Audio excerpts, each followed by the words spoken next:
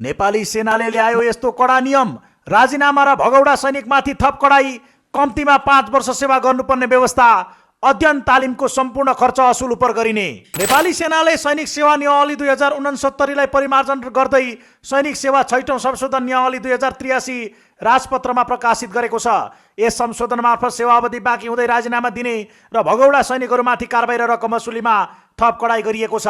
नियमावलीको नियम 78 क को उपनियम 1 अनुसार सेनाको जुनसुकै पदमा भर्ना भएको व्यक्तिले अनिवार्य रूपमा कम्तीमा 5 वर्ष सेवा गर्नुपर्ने व्यवस्था छ।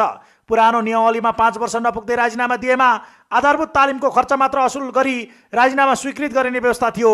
तर नयाँ संशोधनको उपनियम 2 बमोजिम अब आधारभूत तालिमका साथै स्वदेश वा विदेशमा गरेका अन्य तालिम र शैक्षिक योग्यता प्राप्त हुने किसिमका अध्ययन वा तालिममा भएको सम्पूर्ण खर्च समेत असुल गरेर मात्र राजीनामा स्वीकृत गरिनेछ।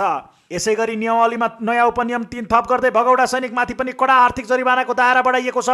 5 वर्षको अनिवार्य सेवा अवधि नपुग्दै भगौडा हुने सैनिक व्यक्तिबाट पनि सेवा अवधिमा गरेका आधारभूत तालिम, स्वदेशी विदेशी अन्य तालिम र शैक्षिक योग्यताका लागि गरिएका अध्ययन वा तालिमको सम्पूर्ण खर्च बापतको रकम असुल उपर गरिनेछ।